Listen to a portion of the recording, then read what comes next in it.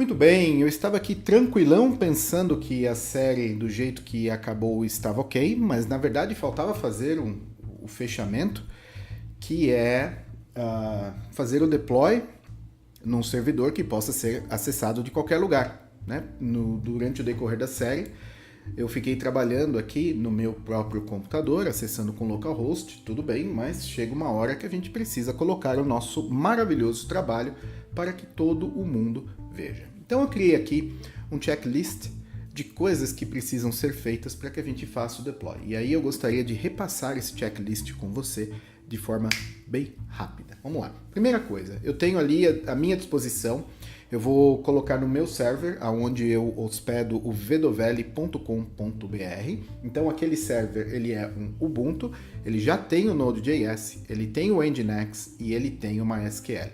Então, antes de você fazer o deploy dessa aplicação que você aprendeu nesta série, você precisa se certificar de que você tem um servidor com características parecidas, tá? O obrigatório é só o Node.js, Nginx e MySQL. Nginx nem é obrigatório, Node.js, MySQL sim. Se você prefere CentOS, Debian, qualquer outra distro, ao invés de Ubuntu, isso aí é com você, tá? Vamos lá, acesso SSH, que eu tenho, inclusive acesso root, afinal de contas é meu servidor, eu que instalei aquela porcaria. E então, os dois primeiros itens eu já vou riscar da nossa lista, porque eles já foram atendidos. Então, clonar o repositório. Para isso, eu venho aqui no repositório da série, eu vou copiar a URL, nós temos aqui duas opções, tá? HTTPS ou SSH. Eu não sei por que cargas d'água eu tentei utilizar a URL SSH e ele me deu acesso negado, mas este é um repositório público. Então, não sei, não perdi meu tempo indo atrás, com HTTPS funcionou, é o que eu vou fazer agora. Então, copiei a URL, eu estou aqui logado no meu servidor, estou logado como root, perceba ali antes do arroba, tá? Ou seja, eu estou usando sudo su e eu vou trabalhar no diretório home do usuário Vedoveli, tá? Que é o cara que eu utilizei para logar no meu servidor. Ali eu não tenho muita coisa, na verdade, tem umas coisinhas normais de pasta home aí do Linux. Então, a primeira coisa é git clone. Obviamente eu tenho o git instalado no servidor e eu vou manter o mesmo nome do projeto. Muito bem, e aí eu já posso então fazer um cd até a pasta. Vou verificar aqui as versões que eu estou utilizando. Então, Node eu estou utilizando 8.5.0. Eu acredito que a mais atual seja 8.6. Tá de bom tamanho 8.5 para mim. E npm-v eu tenho 530. Também tá de bom tamanho para mim. Beleza. E aí, npm i, ele vai ler o conteúdo do package.json, que a gente veio complementando, né, durante o desenvolvimento. Ele vai ler toda essa lista de dependências e aí ele vai fazer a instalação de todas elas na pasta Node Modules. Então vamos dar um tempinho aí para o npm fazer o seu trabalho.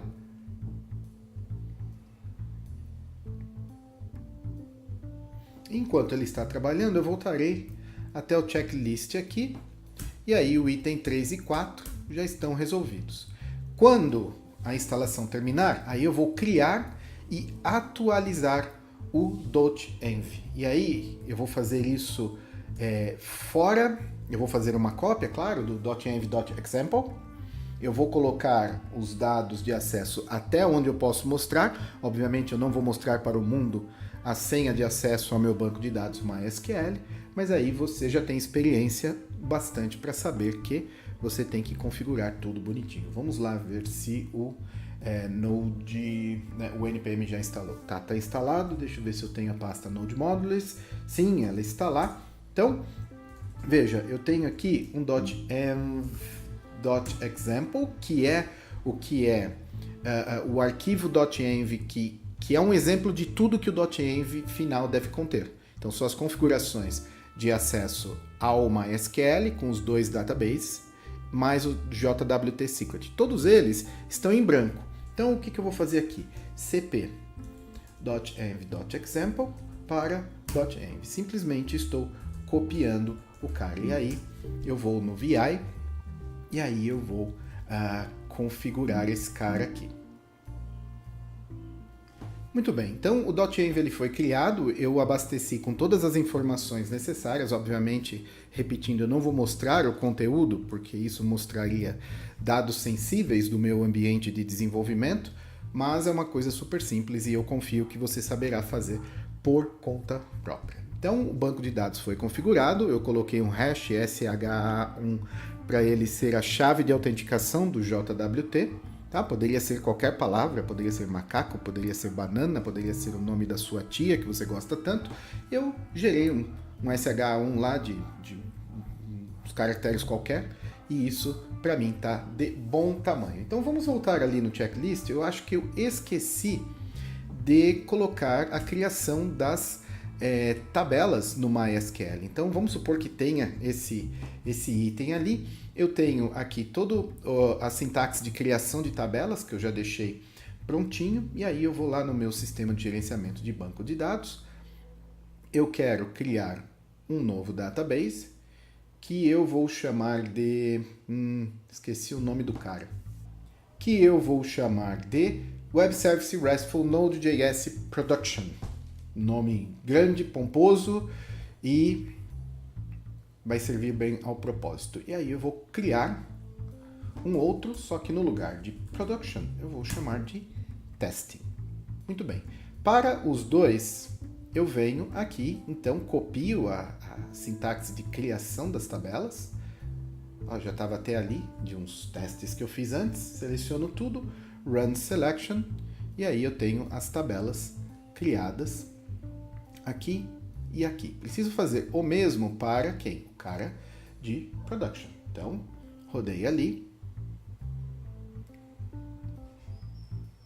Ok. Então, para users, eu já vou aproveitar e vou criar o usuário que eu preciso para fazer o login. Tá? Como password, eu já tenho um MD5, desculpa, um SHA1 gerado ali, que ele foi gerado a partir de uma string 1, 2, 3, 4, 5, 6. Mas isso eu faço só no production, porque no teste a gente nem põe a mão. Lembra que os testes eles são rodados pelo Ava?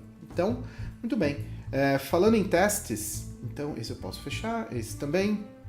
Vamos lá, rodar os testes, é o próximo item da checklist. Ok, eu sei, preciso comprar a licença, faz conta que você não viu. Então, npm é aqui a mesma coisa, tá? O que funciona na sua máquina funciona no servidor. Então, npm test, o Ava vai rodar. Porque eu configurei bonitinho no .env o acesso ao MySQL, ele roda todos os testes e está tudo funcionando. E aí, agora eu posso ir para o Postman para interagir com o meu serviço. Só que eu ainda não tenho um subdomínio criado para ele. Então, eu vou utilizar o IP do servidor, que é esse daqui. Então, deixa eu ver. Vamos no Postman, eu vou fazer uma chamada post para HTTP, eu vou ficar indo e vindo? Não preciso, já tenho aqui de uns testes que eu fiz antes, tá? Então é o seguinte, 104.236.242.164 é o IP, 2.3456, que é a porta aonde a minha aplicação deve estar respondendo.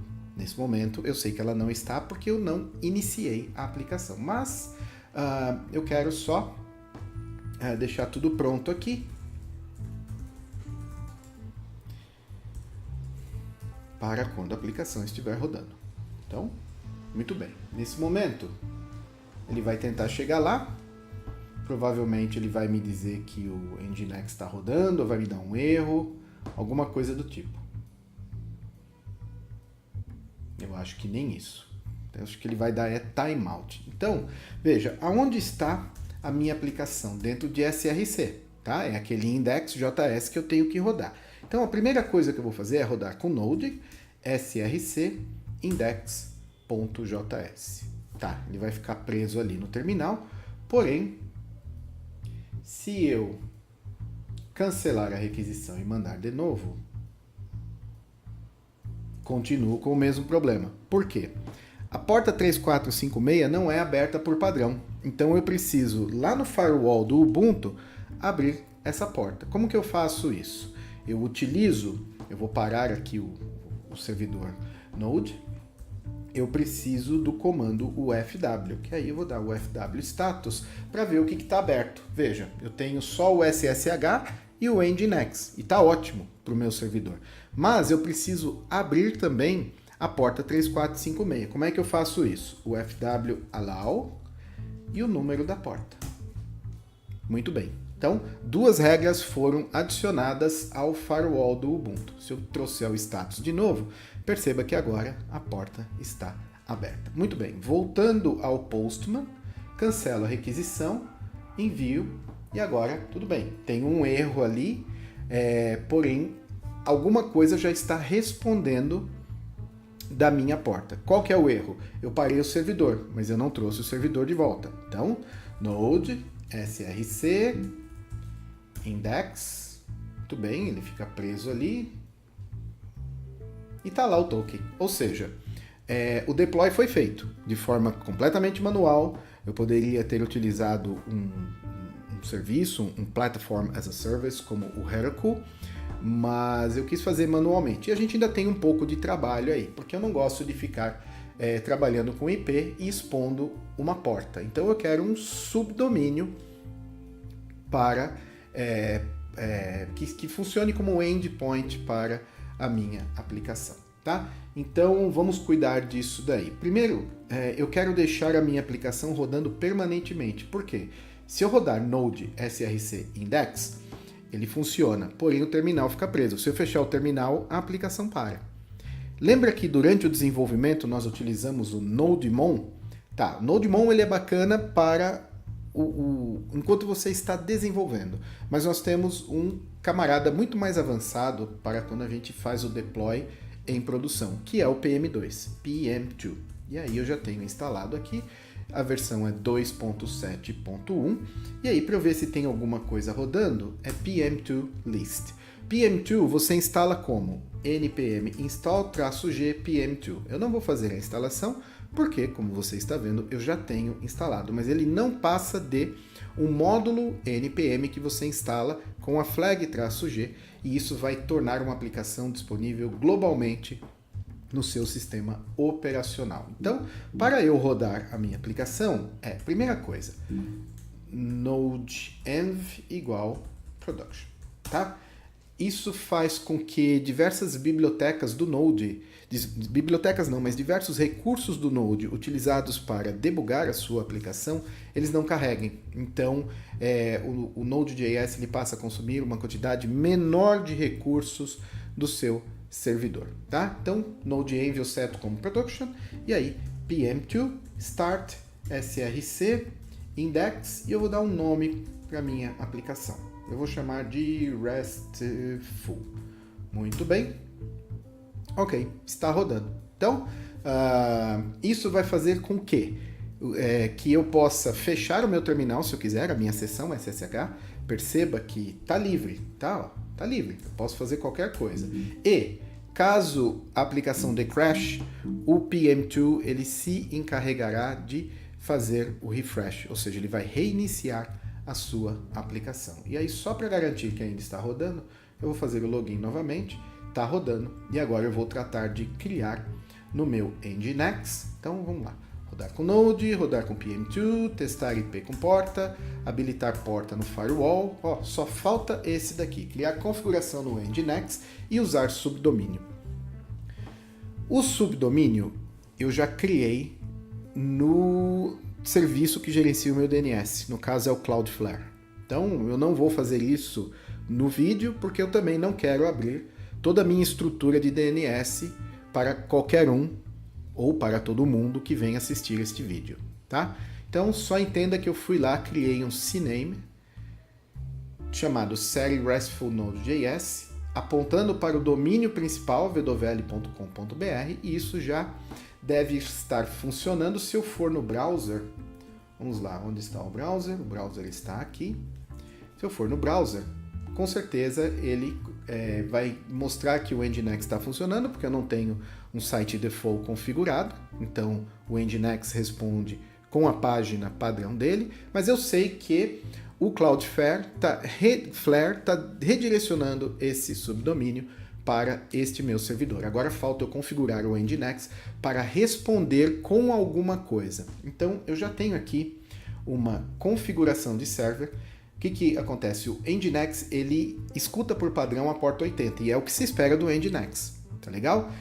Aí aqui eu ponho server name, ou esse cara aqui, ou com o www, tanto faz. Eu tenho ali um log de acesso, e aí quando alguém acessar esse cara, o que vai acontecer? Eu vou fazer um proxy pass para 3456, que é a aplicação que está rodando localmente e respondendo na porta 3456, que é o que eu abri lá no firewall. E aí, isso vai fazer com que eu possa acessar o serviço neste subdomínio. Então, vamos lá. Aonde que eu vou colocar isso daqui? VI. etc. Nginx sites available. Available. Eu vou chamar de, como é que é o nome? Série RESTful Node.js. Série RESTful. RESTful. Muito bem, isso vai criar um arquivo vazio. Eu vou lá no modo de inserção, colei o cara ali, W para escrever, Q para sair. Muito bem. Aí eu vou em Nginx Sites Enabled e eu vou criar um link simbólico para quem? Sites Available, série. Muito bem. Então, com isso, o último passo é Service Nginx Restart. Não, vou dar um reload. E Service Nginx Reload eu acredito que seja específico do Ubuntu. Então, se você tem um outro sistema operacional, você tem que verificar como fazer o reload das configurações do Nginx naquele seu sistema. Então, está feito o reload. E aí eu acredito que agora, muito bem, token não fornecido significa que este subdomínio está respondendo com a minha aplicação Node. E aí eu posso copiar esse cara aqui, voltar no Postman, colar ali,